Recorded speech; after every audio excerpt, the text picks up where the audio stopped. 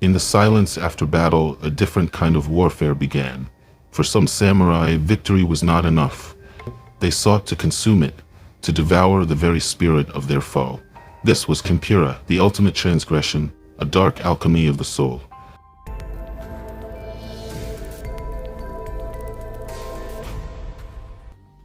The fields of Sekigahara lay shrouded in the mist of dawn, the year 1600 by the Western reckoning, though such dates held little sway over the eternal rhythms of Bushido and Kegar. Amid the trampled banners and the cooling pools of ichor that marked the fallen, a lone warrior knelt. He was Taro no Kami, once a retainer of the Western host, his armor rent and his katana sheathed in the dew of slaughter. Before him sprawled the corpse of his vanquished rival, a daimyo of unyielding renown, whose ki had burned like a bonfire in the fray. The daimyo's eyes stared sightless at the heavens, his chest a cavern of sundered ribs. Yet it was not plunder or glory that drew Taro's hand. No, it was the liver, the seat of vitality, the vessel of unquenchable fire, that he sought with the precision of a ritual blade. Taro drew his tanto, its edge honed not for war but for this shadowed rite. The air hung heavy with the scent of turned earth and ironed rain, but he moved as if in a temple's hush, unmindful of the groans from the wounded or the distant clamor of victors claiming their due. He parted the daimyo's haori with deliberate folds, exposing the cavity where life had fled. The organ gleamed, dark and slick, pulsing faintly with the residue of ki that no death could fully extinguish. Taro lifted it free, cradling it as a monk might a sacred scroll, its weight a promise of borrowed might. He consumed it there, raw and unyielding, under the indifferent gaze of crows wheeling overhead. No fire to purify, no sake to dull the rite, only the solemn chew of sinew and the swallow of essence, binding foe to self in a union profane. The immediate transference was swift, a floodgate cracked in the river of the soul. As the last morsel passed his lips, Taro rose, his limbs alight with a feverish vigor that coursed like sake through frozen veins. His muscles, wearied from the night's carnage, knit with unnatural haste, cords of sinew thickening beneath his skin as if forged anew in some hidden smithy. The world sharpened to an alien acuity. The mist resolved into threads of silver, each droplet a prism catching the first blush of sun. The rustle of a distant banner became a symphony of silken whispers, each fiber distinct. Yet with this clarity came the taint, insidious and indelible, a metallic tang of iron and bile that coated his tongue like verdigris on a forgotten blade. It lingered, not as fleeting aftertaste, but as a perpetual varnish, seeping into every breath, every draught of water drawn from a canteen. He wiped his mouth, expecting crimson, but found only the ghost of satisfaction, a hollow echo of triumph.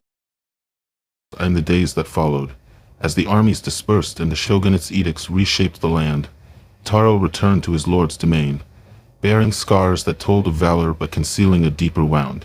Whispers preceded him, for the rite of Kimpira was no mere tale of the Heian courts or the yokai-haunted fringes of Yamato. It was a prescription etched in the annals of the kami themselves, a defilement that invited Kegar, the great pollution, to fester unchecked. His comrades, sensing the shift in his aura, drew back like hounds from a tainted kill. At first, it was subtle, a hesitation in the sharing of rice, a averted glance during the evening's sake. But as the moon waxed toward its fullness, the changes in Taro manifested plainly, and the shunning deepened into exile. His strength, that feverish surge, proved no boon but a harbinger. In the training yard, where a shigeru sparred with bamboo shurnai, Taro's strikes cleaved air with a thunder that splintered shafts and felled opponents not with skill but with sheer, inexorable force. A single sweep of his arm hurled a seasoned bushi across the gravel, ribs cracking like dry bamboo under the onslaught. Yet this power was not his own. It borrowed from the daimyo's ki, a river diverted into foreign banks, eroding the channels of Taro's spirit with each exertion. His skin, once weathered by sun and steel, now radiated an unnatural heat, a perpetual simmer that blistered the calluses of his palms and drew beads of sweat from pores that wept without cease. To touch him was to brush against a brazier banked but unquenched. His retainers recoiled, murmuring of Urei possession, though none dared voice the truth of Kimpira. Nightfall brought the first fractures. Sleep eluded him, not as the fitful rest of the battle-worn, but as a profound banishment. As the lanterns guttered in the barracks, Taro lay rigid upon his futon, eyes tracing the rafters in the gloom. Insomnia gripped him like a vice, his body thrumming with the stolen vitality that refused quiescence. And in that vigil, fragments intruded, memories not his own, slivers of the daimyo's life piercing the veil of his mind. He saw the halls of a rival castle, lacquered screens parting to reveal geisha with painted smiles. He heard the clash of naginata in a forgotten skirmish, the daimyo's own voice barking commands in a timbre both commanding and cruel. These were no dreams, but intrusions, the consumed key rebelling against its tomb. Leaking like ink through rice paper, Taro clenched his fists, willing the visions away, but they returned in the quiet hours, eroding the boundaries of self until he questioned whose blade had tasted blood in the rice paddies of Kawanakajima. The descent accelerated with the turning of seasons, as cherry blossoms fell and the first frosts etched rime upon the thatch.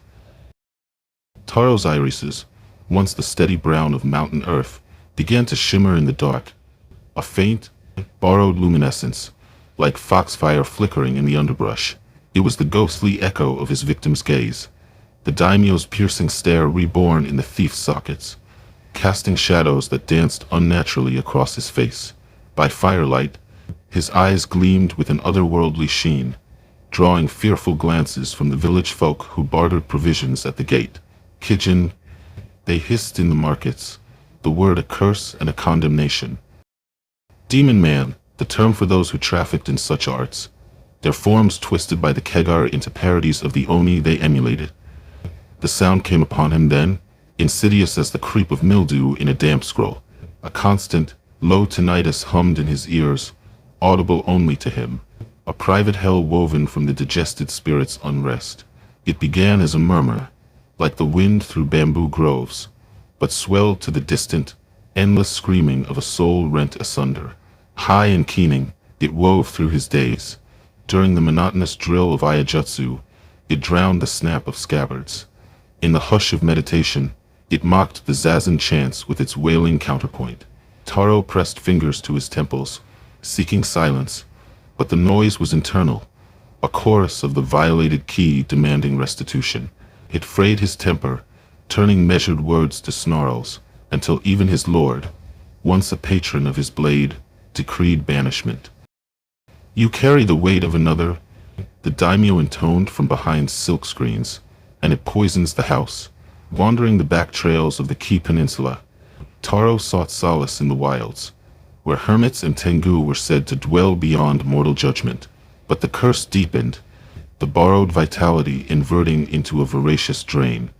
His flesh, once supple, grew taut over bones that ached with phantom vigor. The feverish heat now scorched from within, as if coals smoldered in his marrow. He shunned the hearth fires of waystations, for the merest whiff of cooking meat, be it venison sizzling on skewers or fish grilled over coals, roused a visceral revulsion. His stomach churned, while rising like a tide, the scent evoking not hunger but the raw rip of the rite itself. He subsisted on roots and spring water, his frame lean as a stray dog's, yet the strength endured, a mocking remnant that allowed him to fell a boar with bare hands or scale cliffs slick with moss.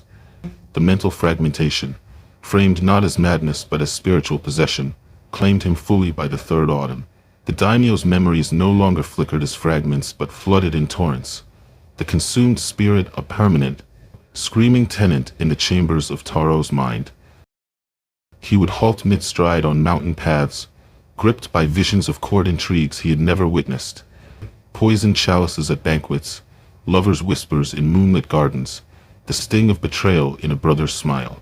These were the Kegar's work, the pollution seeping through the seams of his soul, blurring the line between predator and prey. Taro's own recollections paled, dissolving like mist before dawn. He forgot the face of his mother, the oath sworn at his genpoku, until all that remained was the daimyo's rage, a ceaseless storm battering the walls of his sanity. In caves echoing with drips of groundwater, he raged against the unseen possessor, clawing at shadows that bore the daimyo's leering visage, his voice fracturing into dual tones, his own gravelly timbre overlaid with the victor's silken baritone. Thus did Taro become the Kijin in truth, a tragic, monstrous figure adrift in the archipelago's fringes. Sightings rippled through fishermen's tales and monkish scrolls. A hulking silhouette haunting the passes of Yoshino, eyes aglow like will-o'-the-wisps, dispatching bandits not with mercy, but with a fury that sundered limbs and scattered entrails. His strength terrified, a whirlwind of steel and sinew that no Ronin could match, yet it isolated him utterly. Villages barred their torii gates at dusk. Offerings of salt scattered toward the Kegar, he trailed like a cloak. He raided not for sustenance but for solitude, fleeing the clamor of human warmth that amplified the tinnitus's scream. The iron bile taste, ever present, turned every meal to ash, a sacrament of his fall that mocked the purity of rice and miso and this irreversible state. The borrowed key revealed its damned logic. What was taken in hubris must be repaid in torment. The vitality, once a surge, now leached from Taro's core, sustaining the intruder's wail at the expense of his own fading essence. The possession was no caprice of yokai but a consequence, the soul's immutable law that one cannot hoard another's fire without scorching the vessel. Taro's form warped subtly, horns of cartilage budding at his brow, nails blackening to talons, not from sorcery, but from the Kegar's inexorable corrosion, symptoms as factual as the blight on a rice stalk. He wandered as a warning, a living koan etched in flesh, the samurai who sought eternity in a single bite, only to find eternity as a banquet for the damned by the 10th year. When the Tokugawa peace ossified the land into rigid hierarchies, Taro's path led him to the shadowed groves of Ise, where the sun goddess's shrines gleamed untarnished.